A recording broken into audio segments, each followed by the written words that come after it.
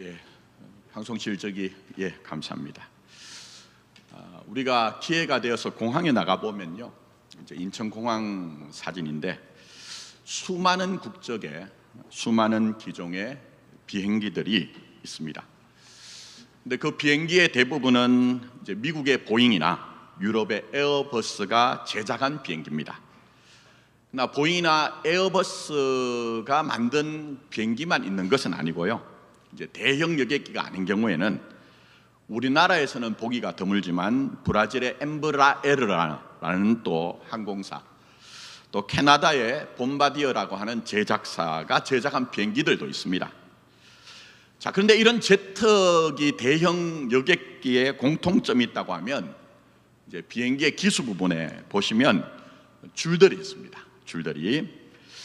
자, 그러나 이건 이제 제트기만 그런 것이 아니고 프로펠러 비행기에도 기수 부분을 보면 이제 줄들이 있습니다. 제가 이제 공항에 나가서 비행기들 보면 저게 뭘까? 보기에는 마치 고양이의 수염처럼 생겼거든요. 궁금했습니다. 전 궁금한 것은 못 참거든요. 그래서 이제 찾아보고 공부를 했더니 이게 그냥 있는 게 아니더라고요. 이 볼록한 줄들이 낙뢰 보호 시스템, 라이트닝 다이버전 시스템이라고 해서요, 하루에 전 세계 한 13,000대 이상의 대형 여객기들이 하늘을 오가고 있는데, 근데 그 비행기들이 대충 보면 1년에 한 차례 이상은 하늘에서 낙뢰를, 번개를 맞는다고 얘기합니다. 근데 비행기 앞부분을 노즈콘이라고 하거든요. 근데 저 안에는 뭐가 있느냐? 기상 레이더가 안에 장착되어 있답니다.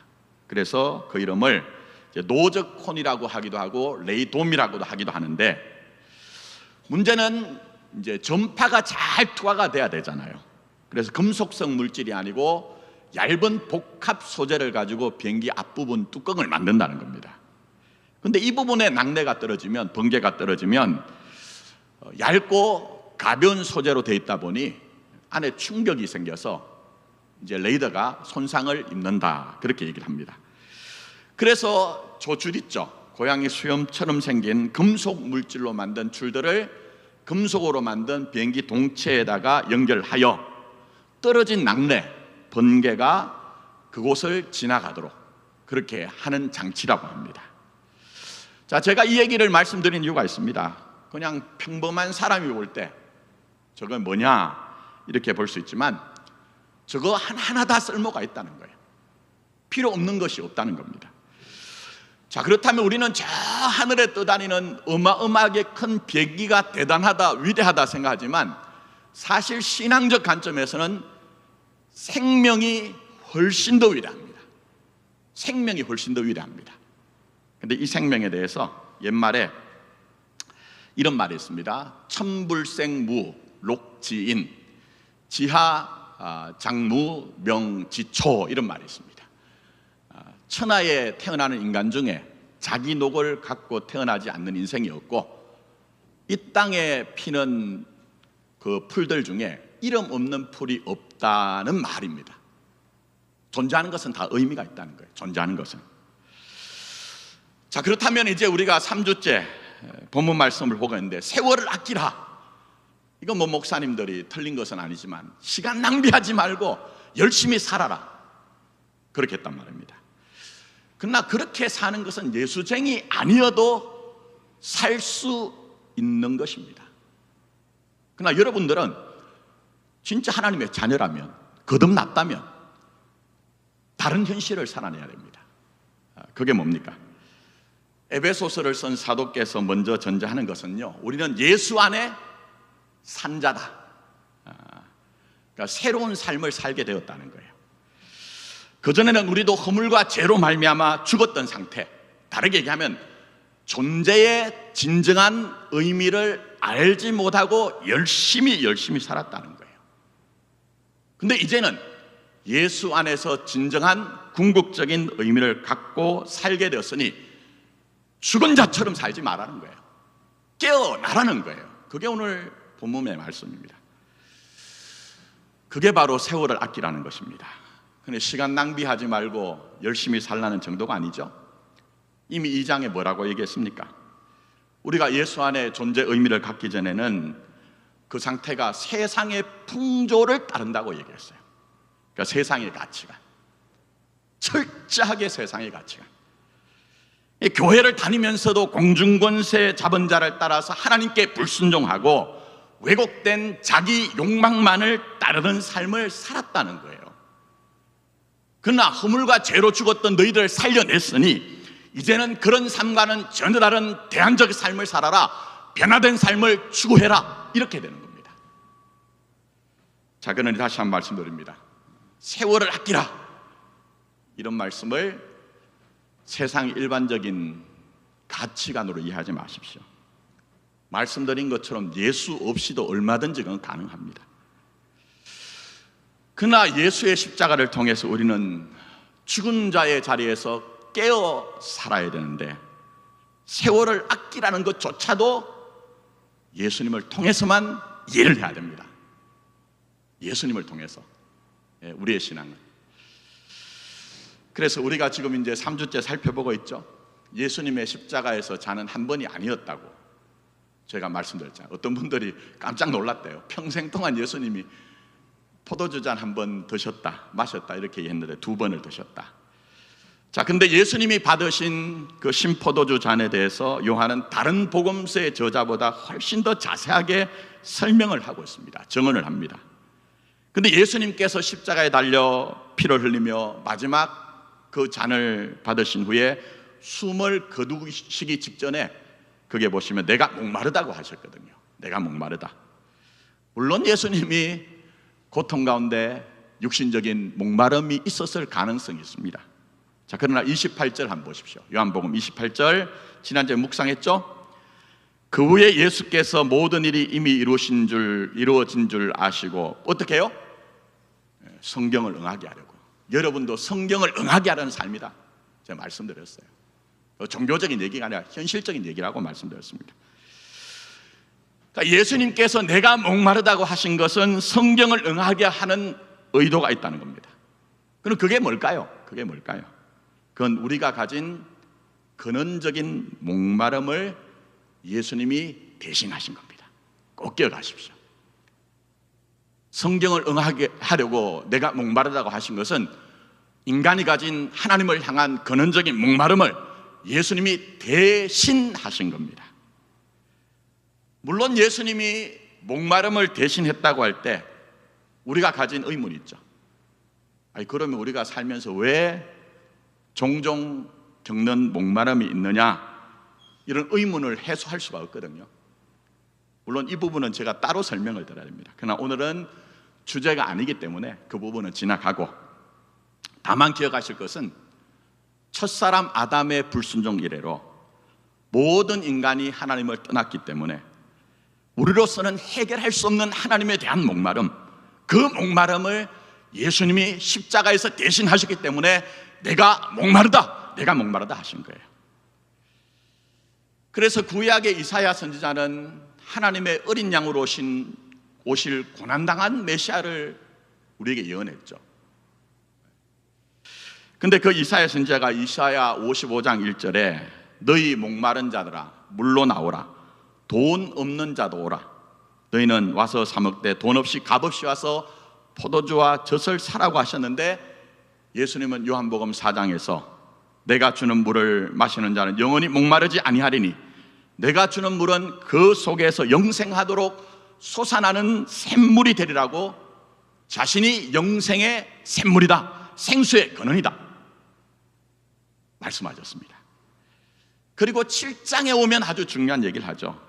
누구든지 목마르거든 내게로 와서 마시라, 내게로 와서 마시라. 나를 믿는 자는 성경의 이름과 같이 어떻게 됩니까? 그 배에서 생수의 강이 솟아나리라.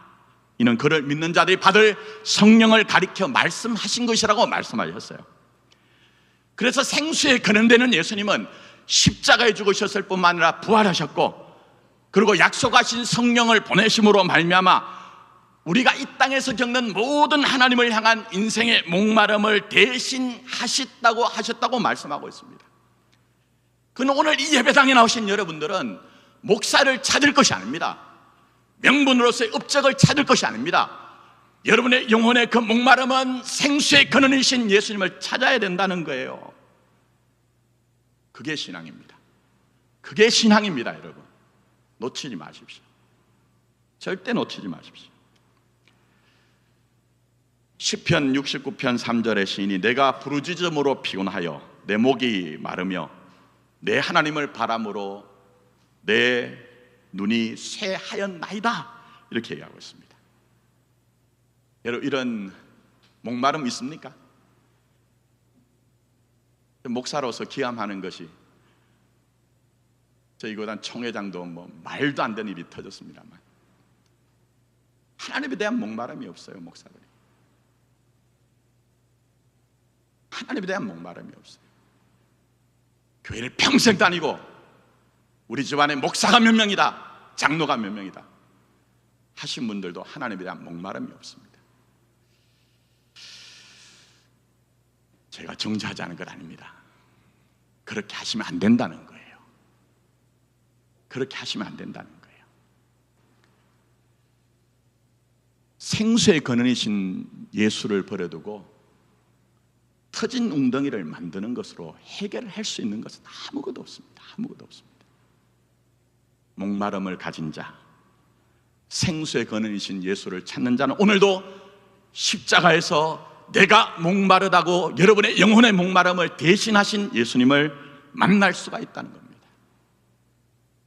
예수님은 평소에 아버지와 내가 하나라고 말씀하셨습니다. 하나라고 말씀하셨습니다.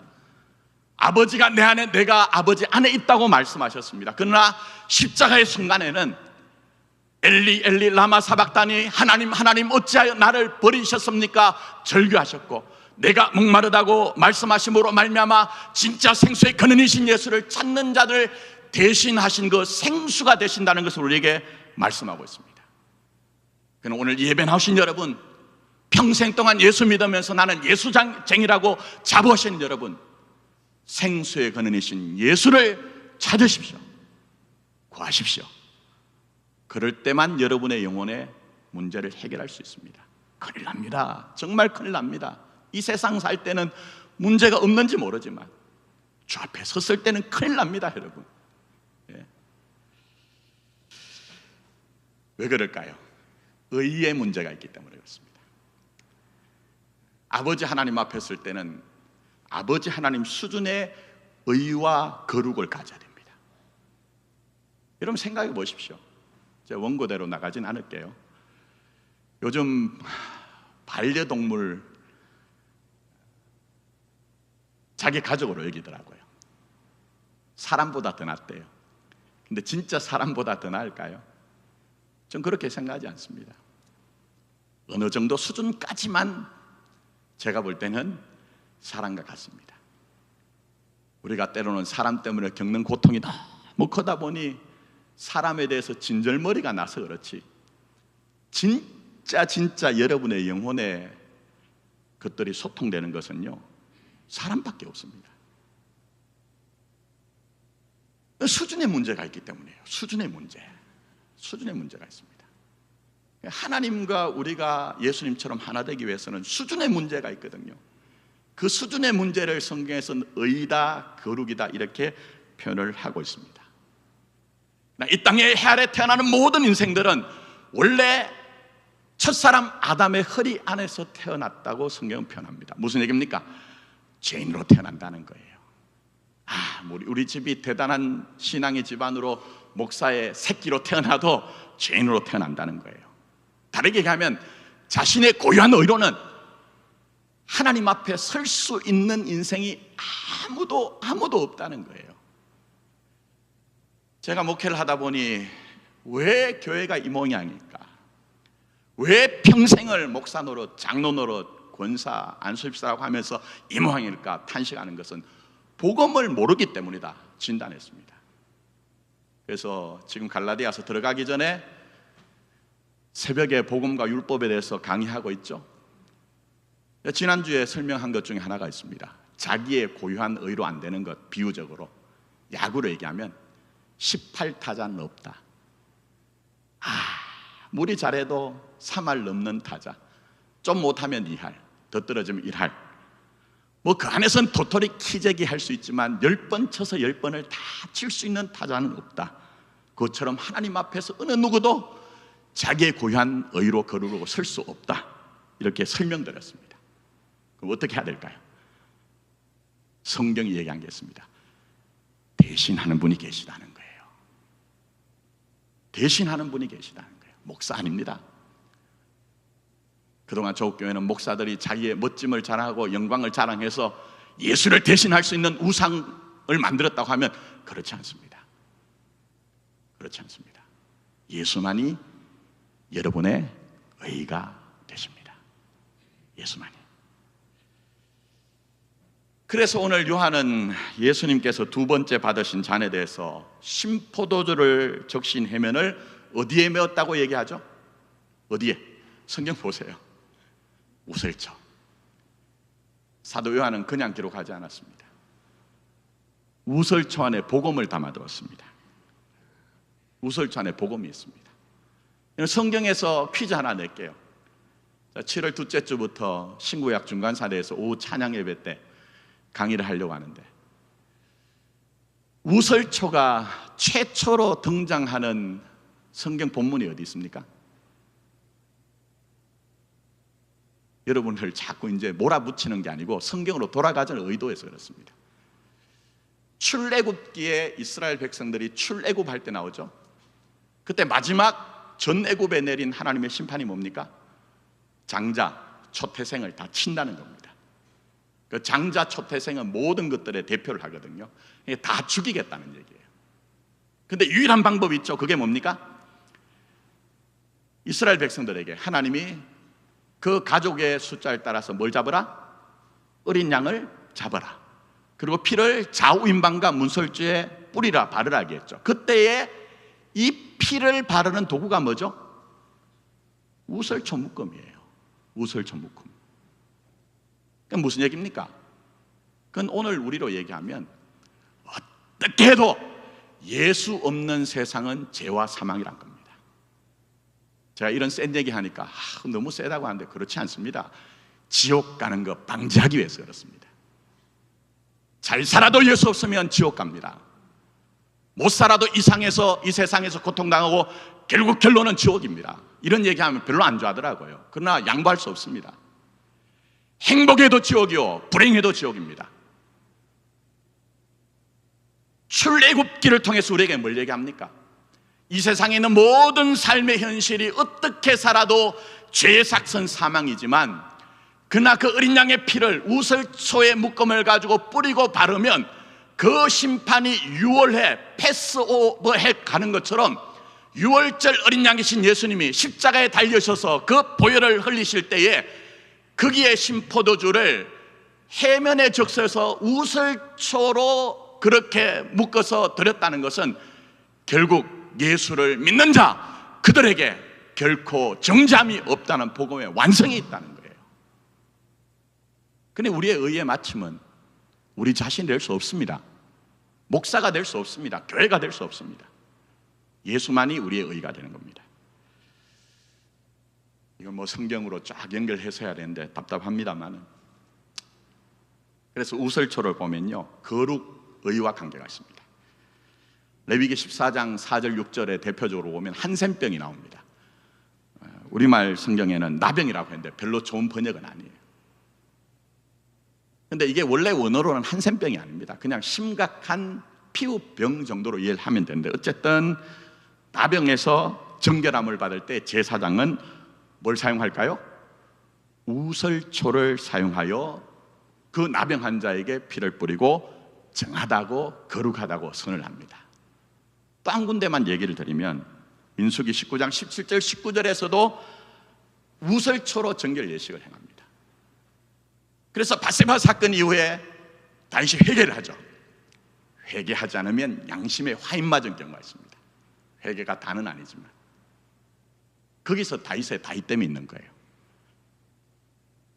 그가 주변 나라를 전쟁을 해서 승리한데 다윗의 다윗됨이 있는 것이 아니고요, 내 안에 의가 없다는 영적 진실을 직면하고 하나님 앞에 나가 무릎 꿇은 것, 승복한 것이 다윗을 다윗되게 한 겁니다. 그래서 그가 뭘 기도합니까? 우설초로 나를 정결하게 해주십시오, 이렇게 기도하죠. 그건 정결 예식과 관련이 있는 겁니다. 자, 그러니 제가 뭘 말씀드리느냐, 구속사적으로 예수님께서 십자가에서 받으신 두 번째 잔에 대해서 사도 요한이 우설초에 메인 그 신포도주를 마시셨다는 것은 여러분의 죄와 허물을 대신하신 것, 여러분의 죄와 허물을 대신하신 것. 그래서 우리에게는, 예수 안에 있는 자에게는 결코 정죄함이 없다고 우리에게 선언을 하신 겁니다. 자, 제가 이렇게 좀 긴 얘기를 했습니다. 제가 이렇게 마지막 깨어있음에 대해서 설교하는 이유는요, 방금 제가 설명한 대로 예수님의 십자가가 우리를 대신하신 것이라고 하면 우리는 그 주님을 우리의 주와 그리스도로 따르고 있죠. 묻습니다. 여러분, 예수 따르십니까? 예수님을 따르고 계시냐는 거예요. 적어도 여러분이 정말 하나님에 대해서 살아있다고 하면, 완벽하거나 완전하진 않지만 내 마음속에 있는 진실은 나는 내 주와 그리스도가 되시는 예수님을 따릅니다 하는 고백과 성인과 성복이 있을 것이라는 것입니다. 그런데 그런 분들의 영적 특징이 뭡니까? 예수님이 우리를 대신하신 것처럼 내 목에 태인 대신할 것이 있으면 내가 믿음으로 나를 대신하신 주님과 함께 그 길을 간다는 거예요. 꼭 기억하십시오.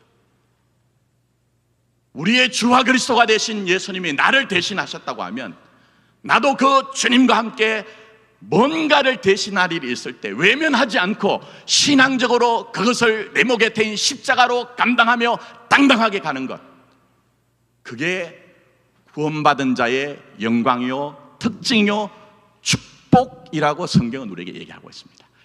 허위의식에 속지 마십시오.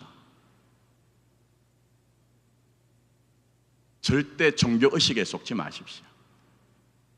여러분이 예수님처럼 뭔가를 대신한다면, 내가 지금 깨어서 예수님과 함께 살고 있구나 하는 그것만이 반증이요, 증거라는 것을, 열매라는 것을 이해하셔야 됩니다. 절대 이해하셔야 됩니다. 제가 요즘 센 얘기하죠, 지난주에 이어. 그건 왜냐하면요, 제가 이렇게 말씀드리면 목사가 매일 센 얘기만 하고 나하고 상관없는 얘기하네, 이런 오해를 하실까 해서 그렇습니다. 로마서 14장 7절에는 이렇게 말씀합니다. 우리 중에 누구든지 자기를 위하여 사는 자도 없고 자기를 위하여 뭐라고요? 죽는 자도 없대요. 이거 잘 이해하셔야 됩니다. 이 안에 예수쟁이의 삶이 있는 겁니다. 교회 생활도 마찬가지죠. 제가 지난주에 좀 세게 말씀드렸다고 말씀드렸는데, 그건 우리 교회가 제대로 서기 위해서 그렇습니다. 전 다른 것 바라지 않습니다. 교회가 교회되는 것, 하나님의 자녀들이 세상의 영광과 다른 영광을 가지고 복음 안에 살아가는 것, 이 정도만 보면 저는 눈 감아도, 지금 이 순간 눈 감아도 괜찮습니다. 저는 새벽마다 기도하는 것이, 하나님, 제 연한 안에서 목회하다가 그 다음 날이라도 데려가 주세요, 이렇게 기도하고 있습니다. 제가 말씀드렸잖아요. 제가 저희 교회 부임할 때 제 친구 목사가 이곳에서 한동안 사역을 했는데 전화를 하지 않다가 제가 목사가 되었다는 소식을 듣고 전화해서 일성이, 넌 나한테 한 통화만 전화했다면 나는 마포교회 가는 거 손살에 쳤을 것이다. 그러나 저는 그 순간 하나님의 음성을 들었습니다. 그게 네 목사로서의 사명이 있다, 임무가 있다. 그러나 현실은 쉽지 않았습니다. 현실은 쉽지 않았습니다. 그게 제가 그런 얘기 하잖아요. 목사들 설교집 많이 낸데 전 그거 반대합니다. 설교집에 많은 것들은 헛소리이기 때문에. 저는 설교집은 안 내도 비망록은 내겠다고 했죠. 왜냐하면 여러분들이 모르는 일들이 너무 많으니까 깨어있자고. 하나의 의미는, 하나의 목적은 이 마포교회가 정말 어떤 일이 있어도 그리스도의 반석 위에 복음 위에 선 교회가 되게 하자. 또 하나의 목적이 있다고 하면 책 제목이 그런 것이 있습니다. 자네의 이 길을 가려고 하는가? 자네의 이 길을 가려고 하는가? 누군가 제 뒤를 이어서 목사를 하려고 하는 사람이 있다고 하면 목회는 평안한 것이 아니다. 목회는 비단길이 아니다. 목회는 이런 길이다. 네가 그럼에도 불구하고 이 길을 가겠느냐? 그렇게 질문을 하기 위해서라도 비망록을 내고 싶은 마음이 있습니다. 그게 제 마음입니다. 허락이 될지 모르지만, 그런데 어쨌든 참 만만찮은 세월을 보내면서 제가 초기에 왔을 때 그렇게 오랜 세월 목회를 했지만 도무지 이해가 되지 않는 거예요. 아니, 주님의 몸인 교회에서 어떻게 신앙의 도리가 아니라 인간적인 도리라도 할 수 없는 일들이 벌어지는가? 그 좌절과 분노는 제가 정말 해결하기 어렵습니다. 그래서 솔직하게 말씀드릴게요. 워낙 탈법이 많았기 때문에, 위법이 많았기 때문에 저도 목회 끝내려고, 목사 아니면 예수쟁이로 못 삽니까? 목회를 끝내려고 서류를 만들어서 마포 경찰서 마당까지 갔습니다. 마당까지. 들어가기 전에 제가 정말 존경하는 선배 한 분에게 전화했습니다. 만류했습니다. 김 목사, 그렇게 해서는 교회가 교회되지 않아. 어쩌면 그런 일을 해체하는 사람들은 자네가 그런 것을 바랄지도 몰라. 버텨야 돼. 인내해야 돼. 그것만이 교회가 교회되는 길이야. 설득했습니다. 그래서 제가 이 자리에 서 있는 겁니다. 그러나 그건 일부분입니다. 솔직하게 말씀드린, 저를 대신한 여러분이 계셨기 때문에 그렇습니다. 저를 대신한 여러분이 계셨기 때문에 그렇습니다. 정말 지방대학 나오고 지방에서 목회하던 무지랭이와 같은 어떤 분들의 편으로 하면 그런 목사 아닙니까? 세상적인 스펙으로는 뭐 하나 내세울 것이 없는 목사. 그러나 그런 목사를 본 것이 아니라 주님의 몸된 교회가 정말 십자가가 반드시 서야 되기 때문에, 복음에 서야 되기 때문에 손 내밀어 주신 분이 계셨습니다. 기도해 주신 분이 계셨습니다. 현실적으로 자기 손해를 본 분이 계셨습니다. 또 그렇게 하지 못해도 묵묵히 이 자리를 지켜주신 분들이 계셨습니다. 지난 10여 년의 세월 속에서 우리가 고통의 세월 가운데 어떤 분들은 외면하고 떠나기도 했습니다. 손가락질하기도 했습니다. 심지어는 목사들 사이에서도 저는 왕따였고, 심지어는 저를 죽이려고 하던 일들도 있었습니다. 그러나 여러분이 대신하신 겁니다. 저를 대신하셨다는 게 아닙니다.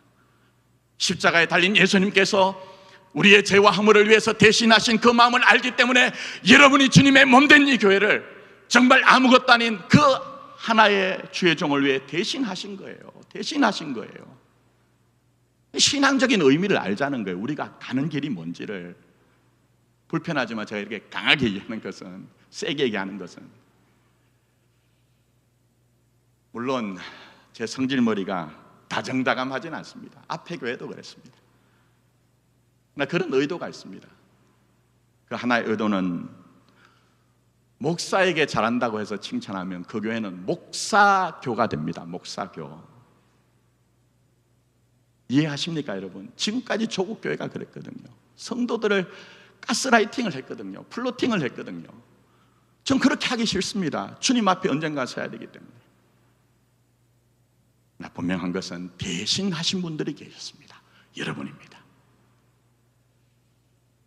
저는 그렇게 하지 못하지만 주님의 마음은 이렇게 얘기를 합니다. 고린도후서 16장에 보면, 전서 16장에 보면 사도 바울이 이런 사람들을 좀 알아줬으면 좋겠다.